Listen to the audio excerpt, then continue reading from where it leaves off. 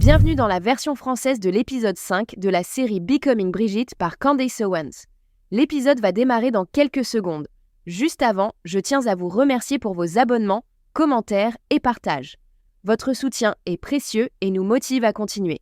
N'hésitez pas à partager, à aimer aussi cette vidéo massivement et à vous abonner si ce n'est pas déjà fait. Merci d'avance. Alors, c'est parti.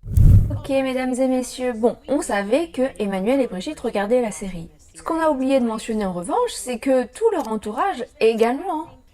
Ou devrais-je plutôt dire leur ancien entourage. Il y a quelques semaines, nous vous avons présenté Alexandre Benalla, l'ancien chef de la sécurité de l'Élysée qui s'est fait attraper déguisé ou se faisant passer pour un officier de police, en train de littéralement tabasser un protestant, un manifestant dans la rue. Et bah devinez quoi, juste 2 jours plus tard, ce jeune homme s'est mis à me suivre sur Instagram. Moi je dis plus on est de fous, plus on rit, alors bienvenue Alexandre Benalla. Et à vous, soyez les bienvenus sur notre série Becoming Brigitte. Franchement moi-même j'y croyais pas, quand j'ai vu la notification sur mon téléphone, c'est apparu en fait comme une notification prioritaire. J'ai eu la notification Alexandre Benalla a commencé à vous suivre.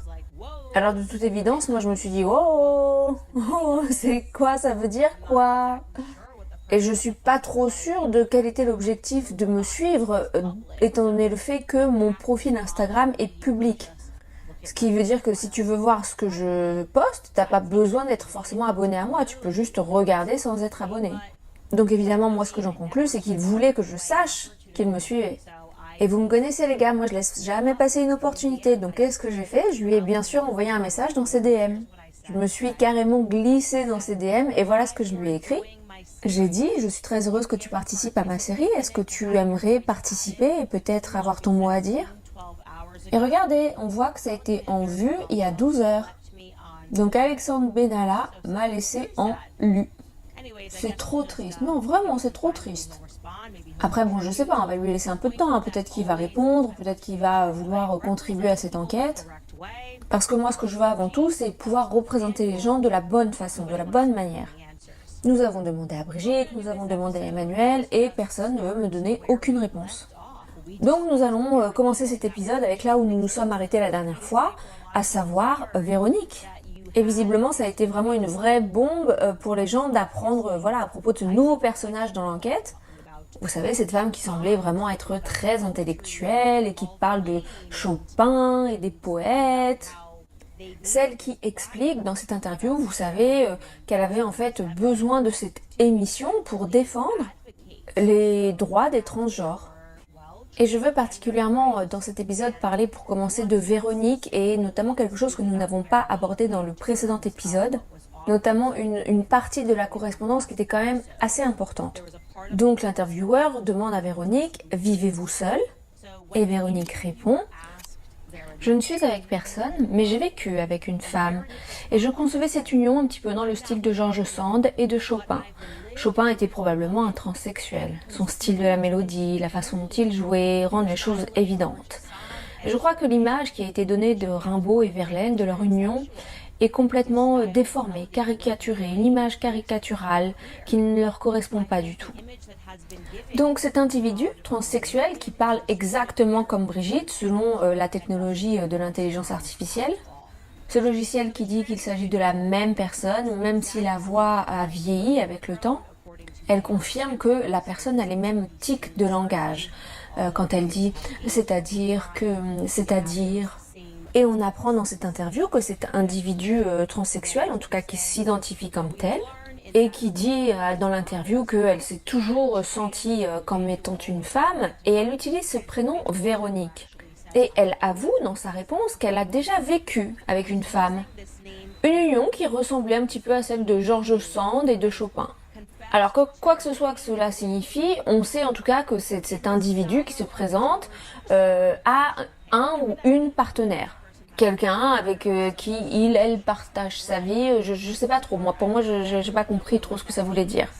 Et ensuite on apprend, et c'est une coïncidence vraiment étrange, n'est-ce pas, que Jean-Michel Trogneux, après que cette interview se soit tenue, eh bien épouse une femme, et oui, vous l'avez deviné, qui s'appelle Véronique. Bien sûr. Véronique Dreux, nous vous l'avons maintenant présentée, et Jean-Michel Trogneux se sont mariés le 24 novembre 1980 à Blangy-Tronville. Et il est surprenant de voir d'ailleurs que l'annonce de leur mariage a été publiée après qu'ils se soient mariés. Il y a donc après coup eu publication dans le Carnet du Courrier, donc un journal local, de l'annonce de leur mariage, et il est surprenant de constater que dans cette annonce il y a écrit, pour les francophones qui peuvent lire ce qui est écrit, celui-ci, en parlant du mariage, a eu lieu dans la plus stricte intimité.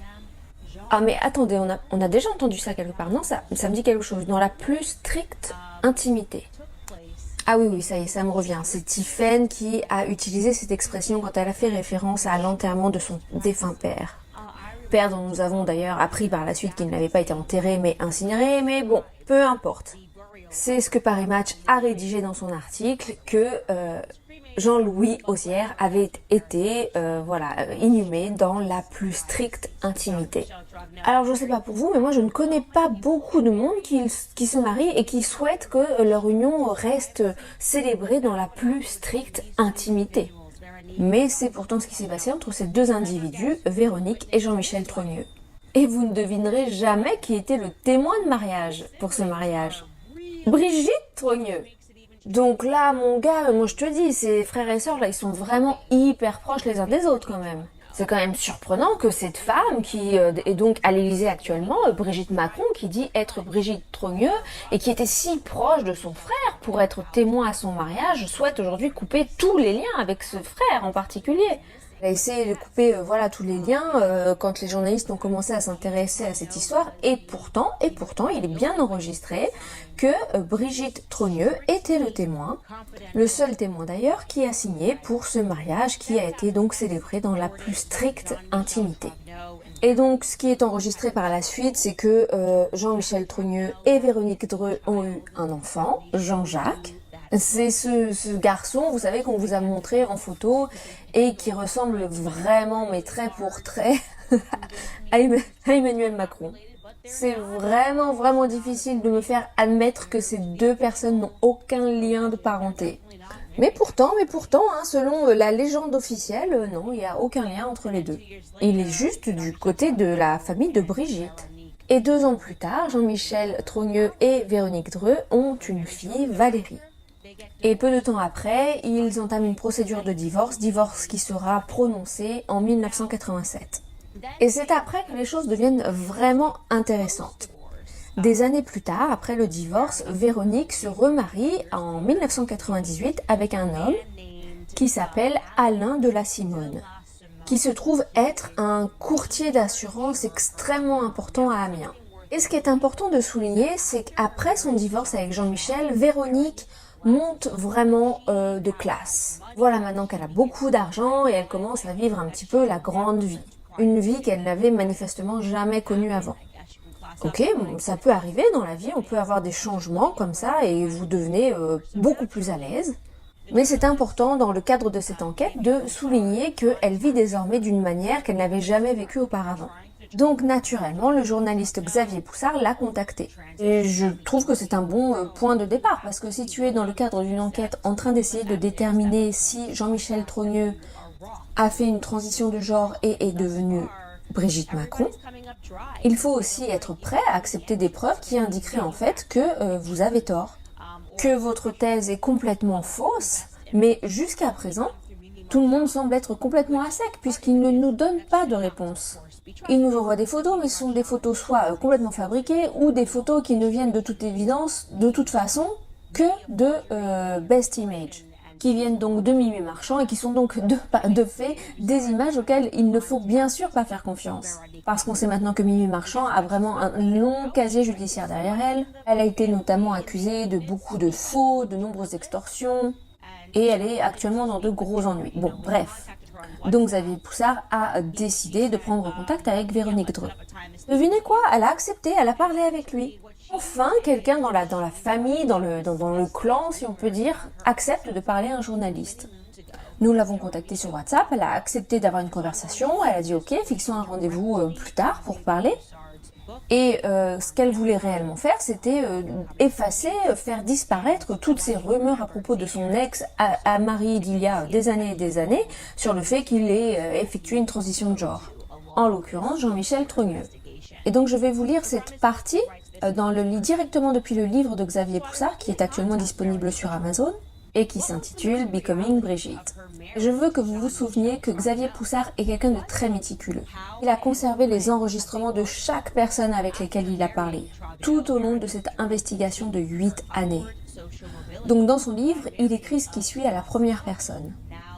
Donc je cherchais à contacter Véronique Dreux. Quelle était la substance de son mariage avec Jean-Michel Trogneux? Qui était-il?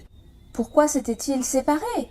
Après son mariage avec Trogneux, Véronique a continué son ascension sociale, en épousant la Simone, maintenant répertorié dans le bottin mondain. Et c'est là que j'ai trouvé son numéro. Je l'ai contactée sur WhatsApp, elle a accepté de me revenir le lendemain, ce qu'elle a fait. Notre conversation a duré une demi-heure.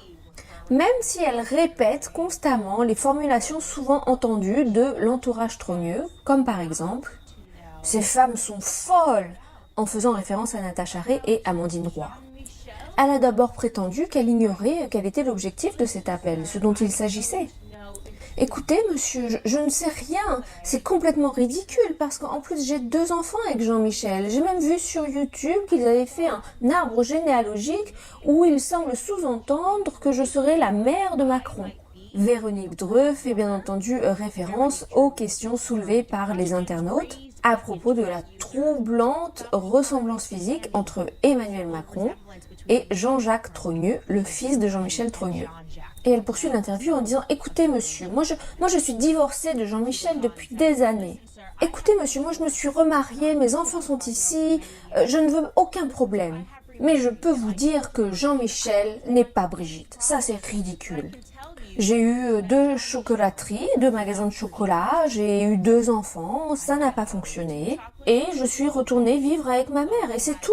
Mais je peux vous dire que Jean-Michel n'est pas Brigitte. Xavier dit, je l'ai prise au mot et je lui ai demandé des photos de son passé en commun avec Jean-Michel Trogneux, en lui promettant que si ces photos sont concluantes, je clorai l'affaire, sans même publier ces photos.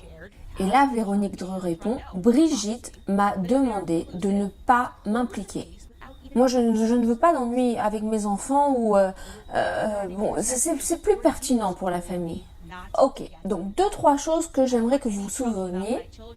2-3 choses à souligner là-dessus à propos de cette petite correspondance. Elle dit à Xavier qu'après le divorce avec Jean-Michel Trogneux, elle est partie vivre avec sa mère.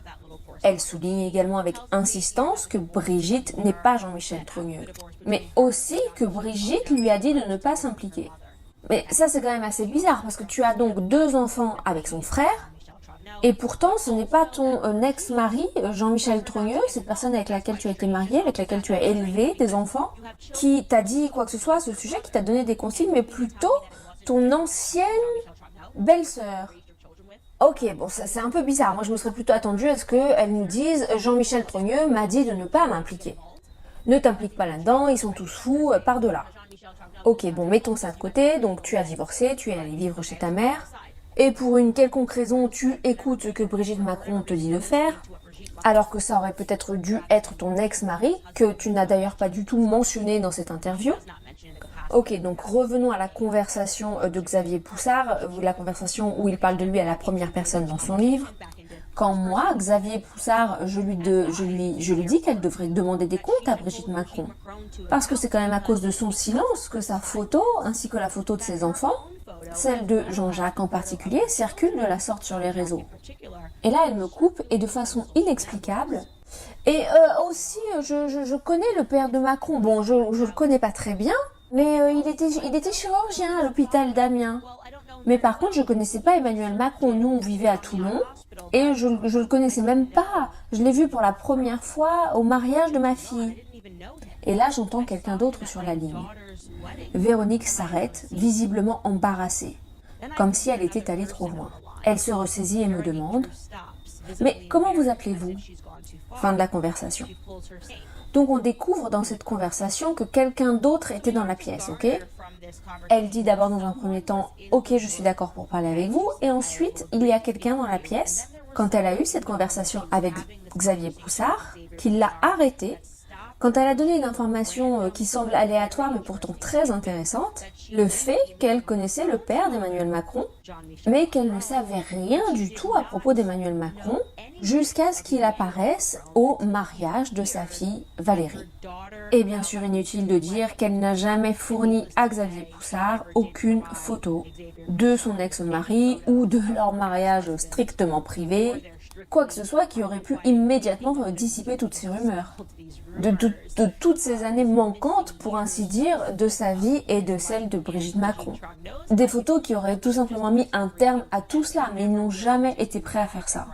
Donc ensuite, Xavier Poussard fait ce qu'il sait faire de mieux, il enquête sur ce qu'elle lui a dit. Est-ce que peut-être Véronique était la George Sand de la Brigitte Chopin ? Peut-être vivaient-ils ensemble et peut-être a-t-elle finalement aidé Brigitte Macron, à créer un alibi à propos de son passé, ou peut-être disait-elle la vérité, tout le monde est fou, Jean-Michel Trogneux était juste son ex-mari, comme elle le dit, et il est tout à fait vivant, bon c'est juste qu'il est dans l'incapacité de parler depuis des années. Je peux vous dire que Xavier Poussard a été en mesure de déterminer qu'il y avait un modèle de comportement très étrange pour Véronique après son divorce avec Jean-Michel Trogneux. À savoir qu'elle a tout simplement refusé de reconnaître son précédent mariage avec Jean-Michel Trogneux, même lorsque cela était exigé de la part de la loi. Par exemple, dans un document fiscal, le voilà, daté de janvier 1992, elle a indiqué qu'elle n'avait été mariée auparavant qu'une seule fois, à un homme dénommé Serge Franchois, ce qui par ailleurs est exact. Elle a d'abord épousé Serge et ensuite elle a épousé Jean-Michel Trogneux. Mais donc elle a bien eu 2 mariages et pourtant elle oublie, entre guillemets, Jean-Michel Trogneux. Elle dit non, je n'ai été mariée qu'une seule fois. C'est un mensonge. Qui parmi nous mentirait sur un document fiscal, un document des impôts? C'est une piste très glissante. Vous ne voulez pas vous faire choper en train de mentir aux impôts.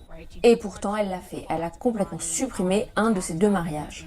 Puis, elle l'a refait dans le cadre d'une transaction d'immobilier, dans le cadre d'une transaction pour acheter un bien en Corse. En 2018, elle a déclaré qu'elle n'avait en fait jamais été mariée auparavant dans un document délivré par un notaire. Elle a menti en présence d'un notaire.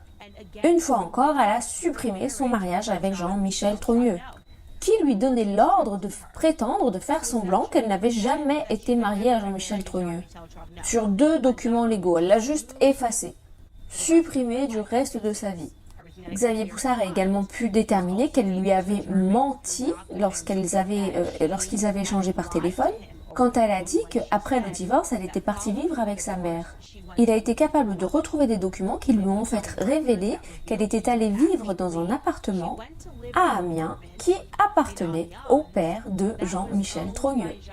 Donc la famille Trogneux l'a installée dans un appartement et bon, j'imagine que c'est pas complètement bizarre que ton beau-père paye pour ton appartement, ton ex-beau-père. Ce qui est bizarre en revanche, c'est que tu mentes à ce sujet quand des années plus tard, les gens ont commencé à te poser des questions à propos de ton ex-mari. Il convient de noter également qu'à peu près à cette époque de leur divorce, donc ils sont officiellement divorcés en 1987, on peut supposer qu'ils se sont séparés quelque temps avant parce que ça prend toujours un petit peu de temps entre le moment où on décide de divorcer et le moment où le document officiel qui acte le divorce est prononcé et scellé. Peut-être 1 an au minimum, si les choses se font très très vite. Mais c'est précisément les années, le moment où la Brigitte Macron qu'on connaît, a commencé sa carrière visible publique en tant qu'enseignante. Elle commence en 1986 à l'école Lucie Berger et soudainement, la voilà qui change de carrière. Et voilà que c'est la seule chose maintenant qu'ils acceptent de nous montrer. Oh, regardez, c'était une enseignante, c'était une professeure ici. Et bien sûr, le futur amour de sa vie, Emmanuel, n'avait que 9 ans. Ce qui signifie qu'il ne reste que 5 ans, juste 5 ans. Et puis Brigitte Macron, celle que l'on connaît, rencontrera l'amour de sa vie. Je crois vraiment que c'est le bon moment de vous dire que la plupart des choses que vous pensez sur Emmanuel Macron son héritage. Ouais, bah c'est juste objectivement faux. Emmanuel a eu un sacré coup de main dans la vie. Ce type qui est si privé, nous ne savons pas grand-chose le concernant. Ce que nous savons de lui, je dirais que c'est assez sinistre. C'est assez sinistre. Ça me fait penser, je sais pas, ça me fait penser à ce film Un crime dans la tête. Et je vous parlerai de ça après une courte pause avec notre sponsor. Donc en ce qui concerne Emmanuel Macron, on vous a peut-être accidentellement menti. Je sais pas, moi, on vous a répété ce que les médias ont dit à son sujet.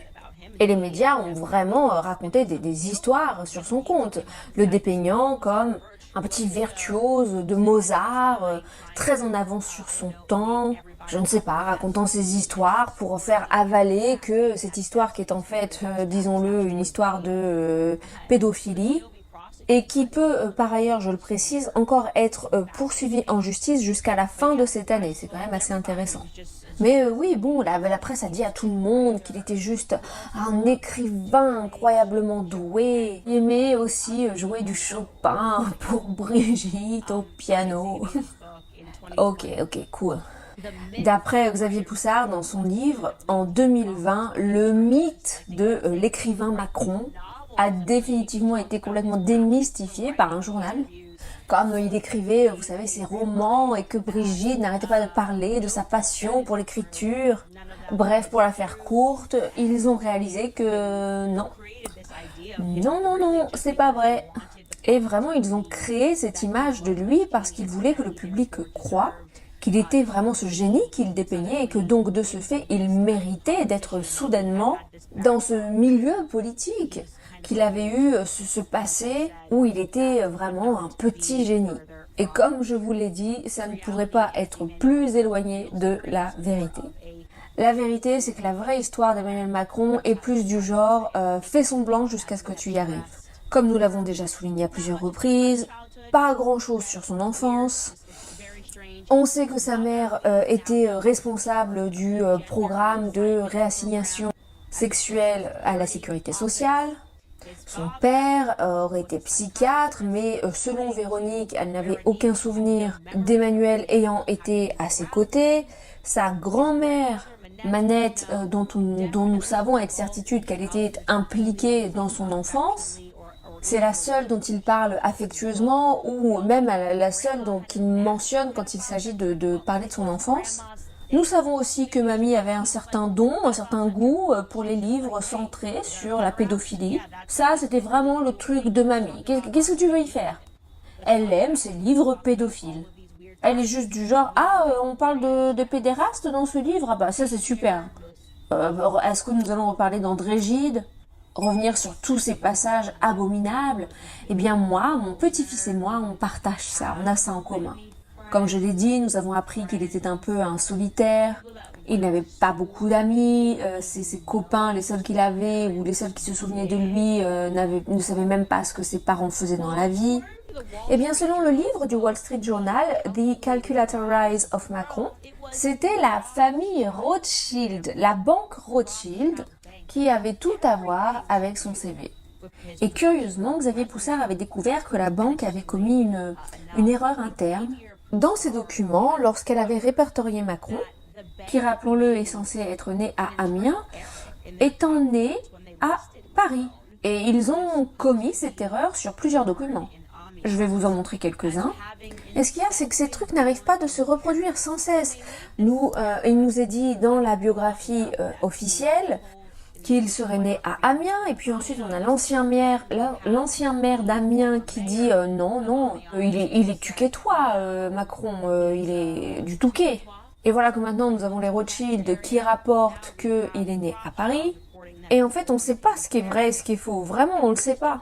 Mais nous avons cet extrait du procès-verbal de la banque de Rothschild qui indique que M. Emmanuel Macron est né le 21 décembre 1977 à Paris. Et ils l'ont refait à plusieurs reprises et donc il continue de faire cette erreur encore et encore. Oh mince! Mais bon, ça devait être juste une erreur administrative. Maintenant, Emmanuel n'a jamais nié sa proximité avec les Rothschild.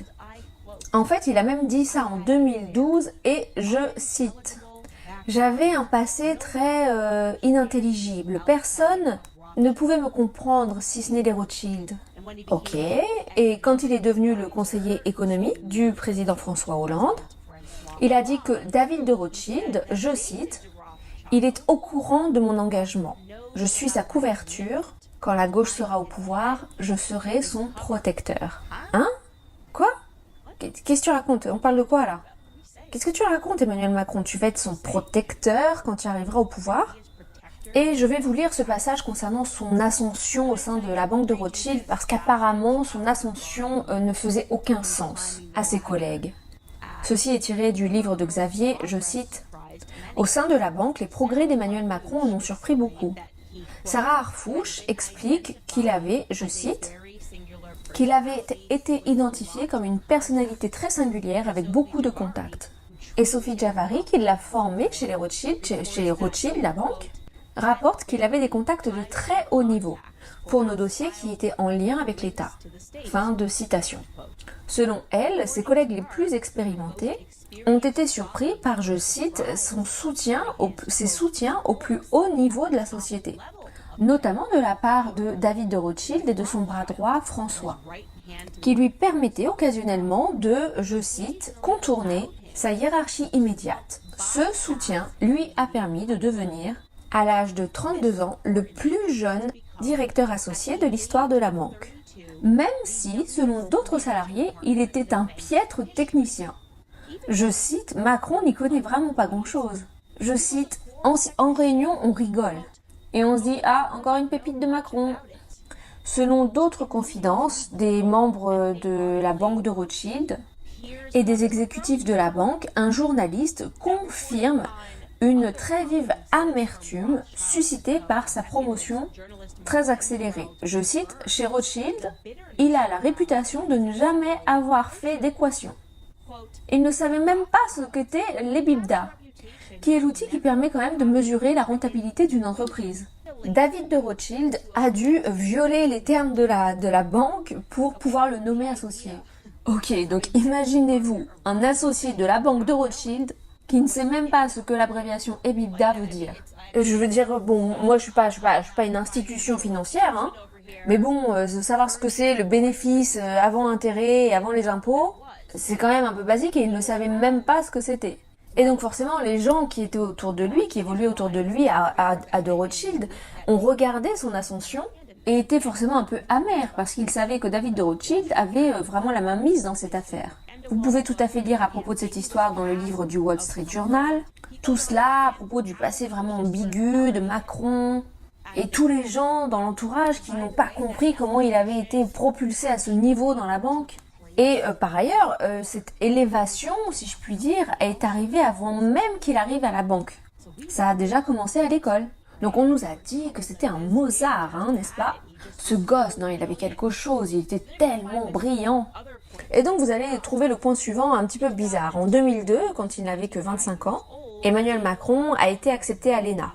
C'est en quelque sorte l'école nationale de l'administration. Une académie des études supérieures hyper sélecte. C'est la meilleure façon dont je peux l'expliquer aux anglophones qui nous écoutent. Pourtant, il a raté le concours d'entrée à 2 reprises. Et ensuite, il a été comme par magie admis sans même avoir à répondre aux oraux. Pendant l'examen oral, qui fait partie du processus d'admission, une question est posée. Et il n'a même pas eu à y répondre. Dans cette école d'élite que vous devez absolument fréquenter pour obtenir un emploi de haut niveau, comme cadre financier par exemple, eh ben, ils l'ont juste autorisé à être accepté sans même passer l'examen oral. Ça, c'est du jamais vu, ça. Et puis, bon, d'une manière ou d'une autre, il se retrouve dans les premiers de sa classe.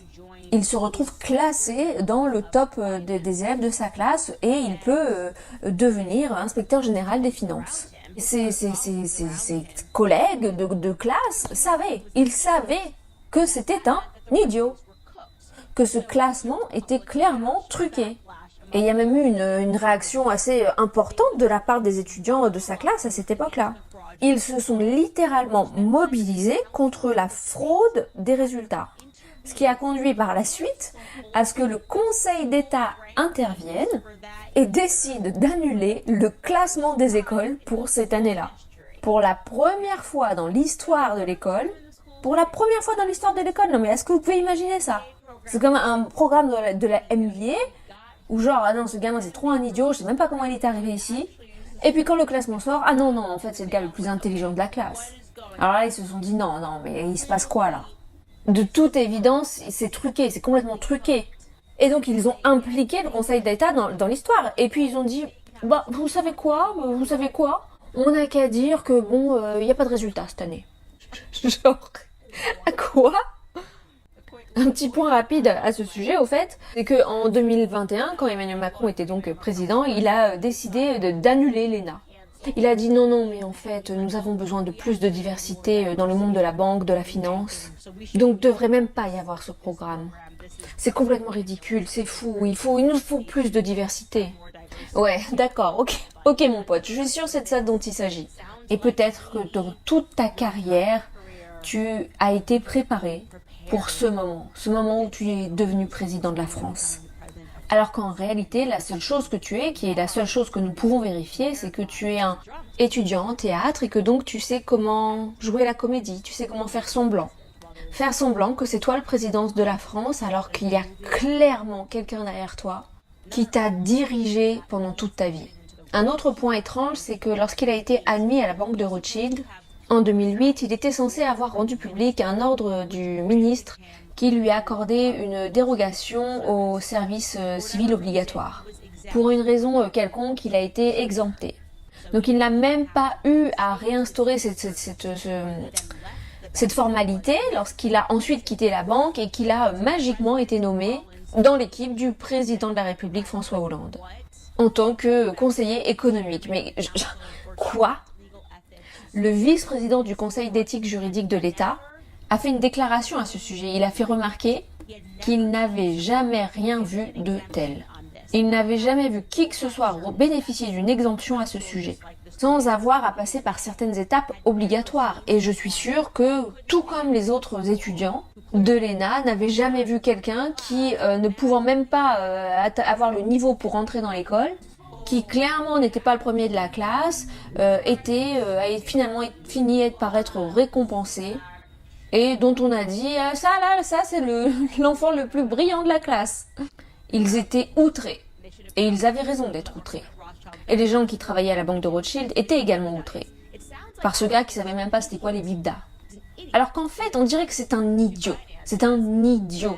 Quand il s'agit des finances, c'est un véritable idiot. Et d'ailleurs, il serait probablement totalement incapable de faire de la poésie sur quoi que ce soit. Vous savez, ça me fait penser à cette histoire du politicien qui a un jour dit, à propos de sa grand-mère, qui parlait du Pyrénéen. Oh, vous savez, tout ce que mes arrière-grands-parents voulaient, c'était qu'elle apprenne le français.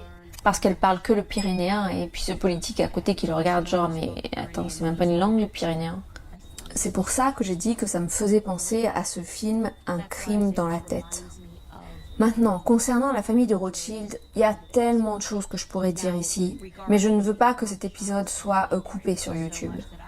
Donc il vous suffit de faire vos propres recherches sur internet, de voir les liens qu'ils ont notamment avec Jeffrey Epstein, les divers scandales de pédophilie, d'inceste qui abondent et qui ont entouré cette famille. Vous pouvez faire vos recherches, mais sachez que tous les journalistes qui ont commencé à écrire sur ce sujet, en France en particulier, doivent faire face à des accusations d'antisémitisme. Oh non, mais que Dieu nous en préserve, vous ne pouvez pas rapporter des faits concernant la famille de Rothschild et leur empire. Donc ce que je vais faire à la place, c'est vous laisser avec ce que Xavier Poussard a dit, que je pense qu'il a résumé la situation de manière assez brillante en ce qui concerne les Rothschild. Il a écrit que la longévité des enfants de Rothschild et la préservation de leur fortune sont basées sur une pratique d'endogamie et d'alliance entre cousins. Essentiellement donc des croisements familiaux. Lors d'une conférence au musée d'histoire de l'art, Nathalie Reams, la cousine de David de Rothschild, est allée encore plus loin. En déclarant, je cite, « C'est une pratique très courante dans ces familles. Le vice, c'est agréable, mais l'inceste, c'est beaucoup mieux, parce que ça reste dans la famille. Nous sommes simplement élevés pour nous taire, afin que rien ne sorte. Nous sommes élevés avec ce poids pour nous assurer, et cela fonctionne, que nous ne parlerons jamais. Xavier conclut en disant des mots qui font écho à tout ce que nous avons rencontré tout au long de notre enquête à propos de Brigitte, une famille cloîtrée dans le silence, jalouse de protéger un secret de famille et zélée pour protéger un secret de famille, désormais devenu affaire d'État. Et je vous le dis, en ce qui concerne ce chapitre final concernant les Rothschild, les scandales abondent, y compris les scandales qui concernent David de Rothschild. Croyez-moi, vous voulez lire le livre de Xavier Poussard, Becoming Brigitte. Parce que ce que je vous ai donné jusqu'à présent, c'est vraiment que la pointe de l'iceberg. Je ne peux même pas vous expliquer combien de scandales de pédophilie j'ai dû supprimer de cette enquête, de ce contenu Becoming Brigitte ici sur YouTube. Donc autant que possible, je dois vraiment faire en sorte que ce contenu soit accessible, on va dire, tout public. Mais on ne peut pas continuellement admettre que tout ça, ce ne sont juste que des coïncidences. Ça fait beaucoup trop de coïncidences qui s'additionnent. Vous pouvez pas jouer la carte du « tous mes potes sont pédophiles et trans, sauf moi ». Je sais pas, moi ça me rendrait un peu mal à l'aise d'accepter cette soi-disant vérité. Si vous aviez quelqu'un dans votre vie qui vous dit « Mais attends, mais je te jure, tout le monde autour de moi est impliqué là-dedans. Mais moi, mais pas moi, j'y suis pour rien, moi ». C'est un peu ce qu'Emmanuel Macron est en train d'essayer de nous vendre en ce moment. Oui, tout le monde est impliqué dans ces histoires glauques, mais pas moi. Je vais vous dire, moi, après avoir lu ce livre, je regarde à lui comme un véritable idiot. C'est juste un pion et qui a été préparé depuis qu'il était enfant. Mais la question est, préparé par qui? Qui est son père? Qui est son père? S'il n'a pas vraiment de relation avec son père, ce que nous avons découvert tout au long de cette enquête d'ailleurs, il ne semble vraiment pas avoir des relations étroites avec ses parents. Cela signifierait-il peut-être que ce sont ses médecins, peut-être? Je ne sais pas, on leur a posé des questions assez précises à laquelle ils ont refusé de répondre. Tout simplement parce qu'ils ont compris que nous avions compris. Et la règle du jeu avec eux, c'est que vous devez être très précis dans la façon dont vous leur posez des questions. Parce qu'ils ont une faculté et la facilité de pouvoir changer de nom, de pouvoir changer d'identité très facilement. Alors si vous vous posez la question de savoir pourquoi Xavier Poussard n'a jamais été poursuivi par la famille Macron, quelle est la chose qui a sauvé Xavier Poussard, là où les femmes, Natacha Ray et Amandine Roy, qui ont fait un travail extraordinaire, ont fini par être poursuivies pour des petites erreurs? La réponse est assez drôle parce qu'en fait elle se résume tout simplement dans la différence entre les hommes et les femmes. Moi je dirais que les femmes d'une façon générale ont quand même tendance à être beaucoup plus intuitives. Nous sommes intuitives, nous y allons, nous suivons notre instinct. Je le dis tout le temps. À mon mari, je lui dis attends, cette personne-là elle me donne une mauvaise vibe. Je ne fais pas du tout confiance à cette personne, ce qui fait que je me fie beaucoup plus à mon instinct. Je crois véritablement que les femmes ont l'intuition de Dieu, surtout quand il s'agit de nos enfants. Mais les hommes ont tendance à être un petit peu plus techniques. Ils ont juste besoin de mathématiquement presque calculer les choses, vérifier les choses, pour être sûr que quelque chose est juste. Et ils seront capables de remettre les choses en question et de ne pas suivre leur instinct. Et c'est vraiment ce qui s'est passé avec Natacha Ray et Xavier Poussard. Xavier Poussard a utilisé une technologie dont je vous ai parlé dans l'épisode précédent. Mais je veux vraiment aujourd'hui vous démontrer cette technologie parce que quand il me l'a envoyé, mon cerveau de fille a juste dit attends, ok, moi j'y connais pas grand chose en intelligence artificielle, je suis pas trop dans la technologie, mais quand il a commencé à m'expliquer cette technologie connue sous le nom de Face++, qui est une technologie louée par le Forum économique mondial, qu'il l'a classée parmi les 11 plus intelligentes sociétés en 2017. Ces quartiers généraux sont situés à Beijing, en Chine, comme je vous l'ai déjà précisé, et c'est le logiciel que la Chine utilise comme logiciel de reconnaissance faciale. Et quand il m'a montré à quel point c'était précis, j'ai été positivement choquée, vraiment honnêtement choquée, puis surprise, et ensuite terrifiée par la direction que prend le monde. Quand on pense à tous ces mondialistes qui, en tout cas de ce que je pense, veulent absolument nous transformer en cette sorte d'esclaves technologiques et d'être forcés d'admettre que cette intelligence artificielle est vraiment très précise. Et elle est estimée à 1 milliard de dollars. Il est dit sur le web qu'elle a été fondée en 2011 et que c'est donc un leader dans l'industrie de l'intelligence artificielle. et des systèmes de reconnaissance faciale. Je veux vous montrer cette technologie tout comme lui me l'a montré. Et moi j'ai regardé pour voir si peut-être la machine pouvait se tromper et à quel point elle pouvait être précise. Parce que bon, admettons-le, on vit aujourd'hui dans l'ère de la chirurgie plastique. Les femmes peuvent littéralement changer leur visage. Et le fait que cette technologie soit toujours capable de reconnaître qui est cette personne est totalement incroyable. Donc voilà un exemple qui figure également dans son livre. Je veux souligner par exemple Kim Basinger en haut à droite, qui a énormément modifié son visage, ok ?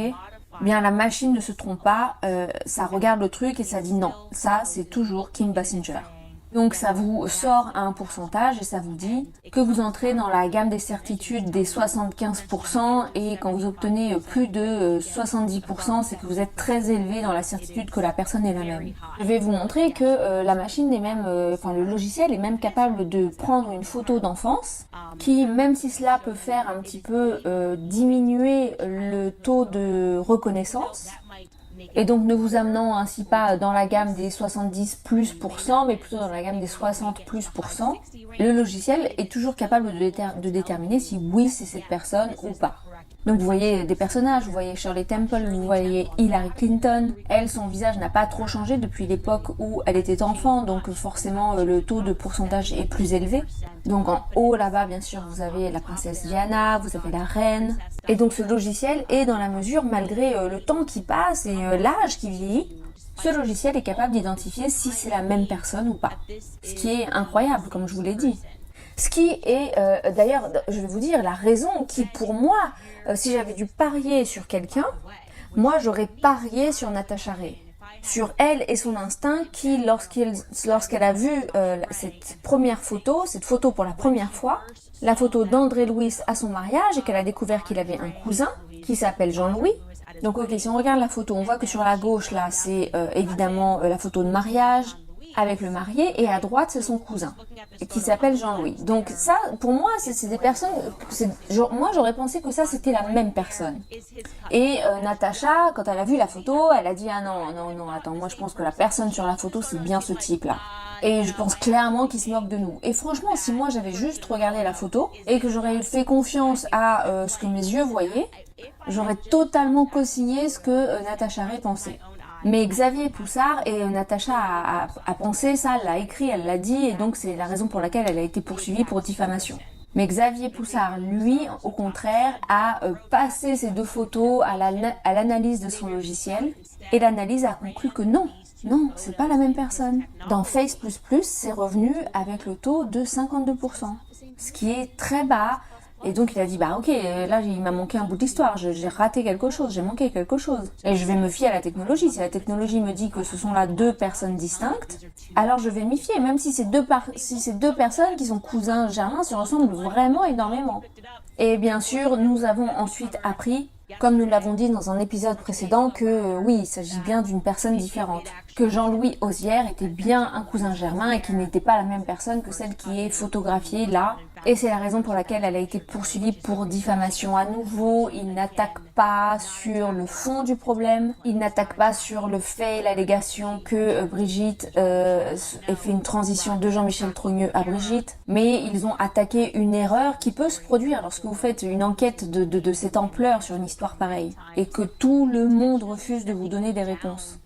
Et même parfois, on vous envoie intentionnellement sur la mauvaise voie. Donc, concernant maintenant Brigitte Macron, qui nous le savons a changé son visage puisqu'elle a vu ce chirurgien esthétique où elle aurait donc fait de la chirurgie pour féminiser son apparence. Et en plus, maintenant, elle a dépassé les 80 ans. Donc, nous n'avons des photos d'elle que la photo de famille, en fait. Idem pour Jean-Michel Trogneux, les seules photos que nous ayons de lui, ce sont les photos de quand il était petit. Et donc quand vous rentrez tout ça dans le logiciel, eh bien le logiciel ressort avec ce qui suit. Ça nous dit qu'il y a une très forte probabilité, et ça c'est avec les dents refaites. L'analyse nous dit que c'est bien ce petit garçon-là. Ce petit garçon sur la photo de classe, c'est lui.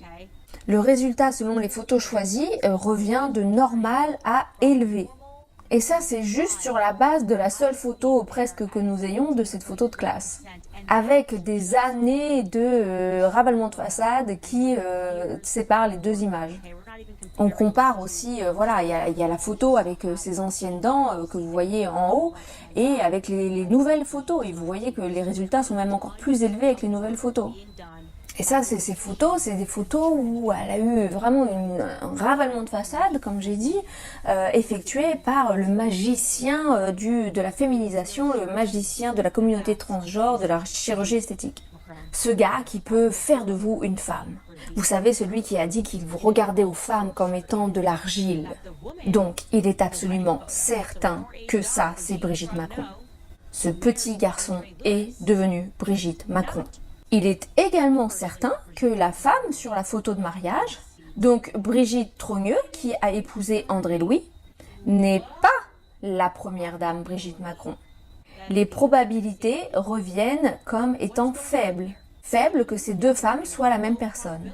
Attends, c'est quoi cette histoire? Qu'est-ce qui se passe? Tu veux dire quoi par le fait que ce soit faible probabilité que ce soit la même personne? Et cela nous donne peut-être la réponse au pourquoi elle ne nous donne pas de réponse. Parce qu'elle ne se joindra pas à un procès et n'affirmera pas formellement en disant simplement « Oui, ça, c'est moi sur la photo ».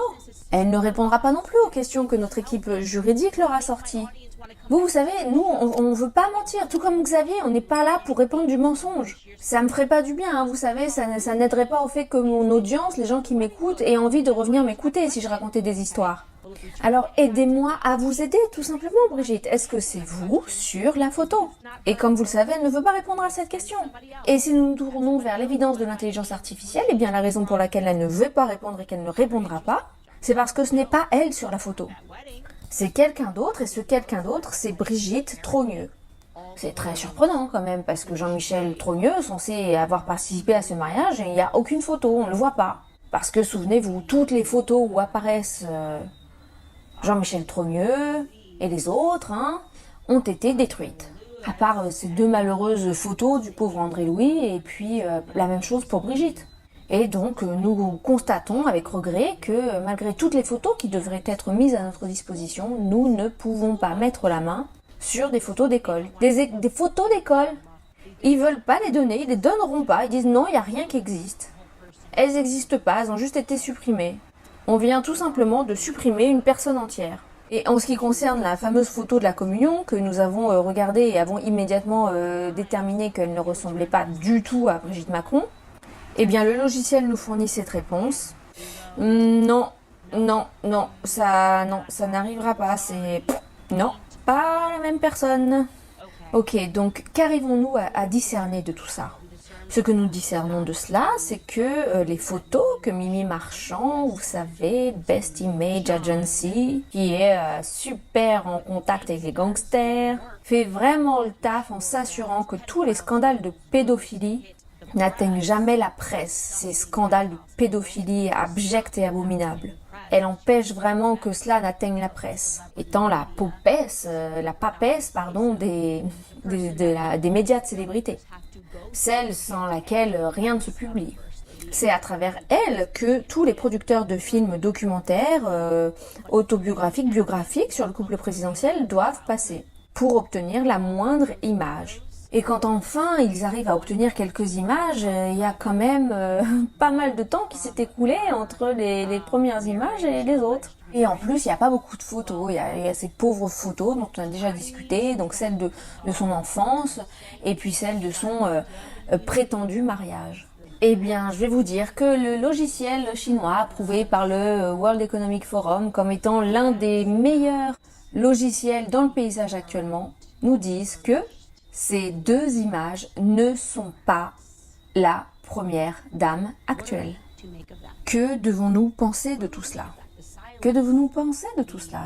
Le silence, la tromperie, les techniques d'intimidation, s'en prenant aux gens avec leurs impôts, envoyant les contrôles fiscaux et le fisc à la trousse des gens quand ils ne peuvent pas les avoir sur le terrain de la diffamation, quand ils essaient d'aller creuser pour savoir qui finance les gens qui veulent s'en prendre à eux.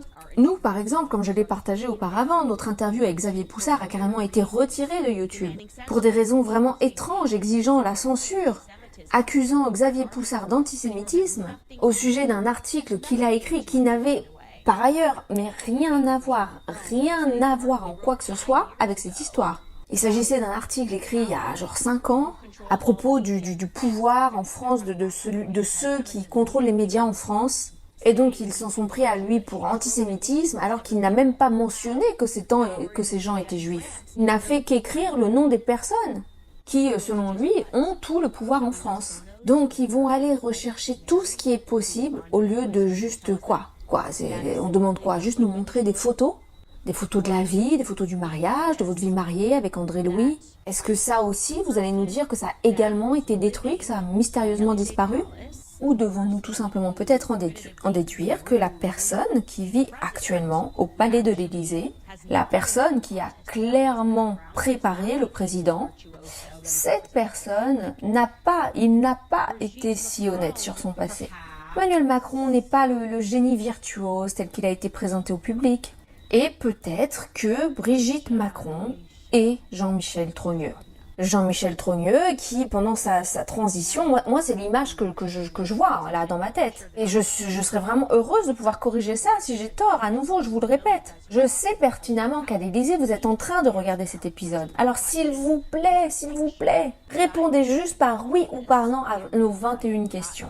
Parce que moi, l'image que j'en déduis dans ma tête avec tous ces éléments, et encore une fois, nous ne sommes même pas encore rentrés dans l'interview explosive avec Xavier Poussard, c'est qu'il y a quelque chose qui s'est passé dans les années 80. Il y a quelque chose qui s'est passé de la mi-année 70, donc 75 jusqu'aux années 80. Véronique Dreux, Jean-Michel Trogneux, votre réapparition en 1986 comme professeur, les mensonges que vous avez laissés être véhiculés à votre sujet, la sexy Claudia Schiffer. Elle a jamais existé. Moi, je vois pas une femme comme ça, avec des superbes jambes irrésistibles, que les jeunes gens ne pouvaient tout simplement pas. Oh my God, non. Non mais regardez cette image. De quoi vous me parlez? De quoi on parle là? Qui a sanctionné ces mensonges dans la presse? Qui es-tu vraiment? Et quelle est ta relation avec Emmanuel Macron? Et quelle est la relation d'Emmanuel Macron avec toi? Est-ce que c'est la même relation que tu as avec Jean-Jacques? Parce que pour moi, Jean-Jacques, c'est pas juste un neveu. Je sais pas, il y a vraiment quelque chose qui cloche quand je regarde cette photo. Il y a vraiment quelque chose qui cloche quand je regarde cette photo et bien sûr, c'est tellement simple de répondre à ces questions. Et bien sûr, vous persistez à refuser de répondre à ces questions. Vous allez même jusqu'à essayer d'intimider une journaliste américaine. Et je dois d'ailleurs vous dire que le fait de faire ça, ça ne vous fait paraître autrement qu'extrêmement coupable. C'est tout ce que je dirais sur ce sujet. Ok les gars, donc nous allons diffuser la première partie de l'interview avec Xavier Poussard. Mais je voulais faire une autre vidéo. Je voulais d'abord refaire un épisode ici parce que je voulais que certaines choses qu'il va vous expliquer fassent du sens pour vous. Notamment quand il va faire référence à ce logiciel qui l'a littéralement sauvé, qui l'a empêché de faire des erreurs. Des erreurs ou des suppositions qui leur auraient donc donné la possibilité de rebondir. Donc la première partie de cette interview sera diffusée ici sur YouTube, puis nous mettrons le reste sur mon site candaceowens.com. Ok, donc je vais regarder quelques-uns de vos commentaires. Et je sais que certains d'entre vous ont déjà acheté le livre Becoming Brigitte de Xavier Poussard, que vous avez certainement tout de suite sauté à la fin pour connaître l'histoire. Et je sais que, comme je l'ai déjà dit, je n'ai fait ici que vraiment même pas effleurer la surface des choses. Et après vous avoir montré notre interview, nous allons encore rentrer dans plus de détails et vous aurez encore plus de questions. Des questions notamment à propos de, vous savez, ce petit bonhomme gros là qu'on a présenté, que les médias ont présenté comme étant Jean-Michel Trogneux et certains sont allés un petit peu vite dans l'analyse et sont déjà arrivés à se dire on a trouvé qui c'était, lui, ce prétendu Jean-Michel Trogneux. Ce personnage qui, de façon surprenante, n'était même pas aux côtés de sa famille lors de l'investiture, mais était aux côtés des Rothschild. Ok, bon, nous entrerons dans tout cela, probablement un épisode après la diffusion de l'intégralité de l'interview. Et on vous donnera toutes les infos pour que vous puissiez un petit peu rassembler les pièces du puzzle. Finalement, il suffit de faire confiance à l'intelligence artificielle, qui a cette technologie qui dit tout simplement que non, ça, c'est pas Jean-Michel Trogneux. Et donc ensuite, Candace Owens va commencer à lire quelques-uns des commentaires des gens qui suivaient le direct et elle va notamment s'adresser au sujet de dire à quel point il est grave que les journalistes, lorsqu'elle a commencé à publier l'annonce de cette série qui allait sortir, s'en sont vraiment pris à elle et ont essayé de la psychanalyser en disant qu'elle était complètement folle, qu'elle était hystérique, etc. Et elle dit, mais est-ce que vous vous rendez compte de la gravité et du poids et de la responsabilité de ces journalistes, de ces médias qui, au lieu de d'attribuer l'hystérie à la vraie histoire, à la perversion, à la pédophilie et à toutes ces choses gravissimes dont il est question dans cette histoire. Ils ont attribué l'hystérie à la personne qui menait l'enquête, moi en l'occurrence. Et donc elle dit que les médias clairement ne travaillent pas pour les gens et que parce que toute cette violence en fait est très significative selon elle, et elle dit que les médias ne travaillent pas pour les gens mais qu'ils travaillent pour protéger l'État. Et elle dit que ce sujet n'est pas simplement concernant la France, mais que c'est vraiment un sujet dans le monde entier. Et elle dit qu'il y a vraiment de trop nombreuses similarités entre l'éducation qu'a reçue Emmanuel Macron et celle qu'a reçue Kamala Harris et celle qu'a reçue Barack Obama. Et voilà, elle fait une allusion, elle dit tous ces enfants qui ont été élevés par leurs grands-parents à une époque où nous savons que le programme MK Ultra était vraiment en action forte. Voilà, elle répond à une question en disant tout simplement qu'il y a trop de comparaisons possibles et qu'il y a forcément quelque chose de louche là derrière. Elle poursuit la lecture des questions et puis elle dit qu'elle a entendu parler du fait qu'Emmanuel Macron serait activement en train de rechercher actuellement des relations publiques plus que compétentes pour redorer son blason et restaurer l'image fracturée qui est la sienne actuellement à cause de cette enquête fracassante. Elle rappelle à la fin de la vidéo que la raison pour laquelle elle fait tout cela, c'est tout simplement pour la protection des enfants. Qu'on comprend qu'il y a les pouvoirs avec un grand P de ce monde qui essaient de contrôler les choses de façon absolument abjecte, ignoble, d'une façon qu'on ne peut même pas imaginer. Et que la raison qui la pousse à faire tout ça, parce qu'elle est mère de bientôt 4 enfants, puisqu'elle est enceinte pendant qu'elle fait ces épisodes, c'est la protection des enfants, sauver un maximum d'enfants des griffes de toutes ces relations pédophiles et incestueuses dans les couloirs du pouvoir.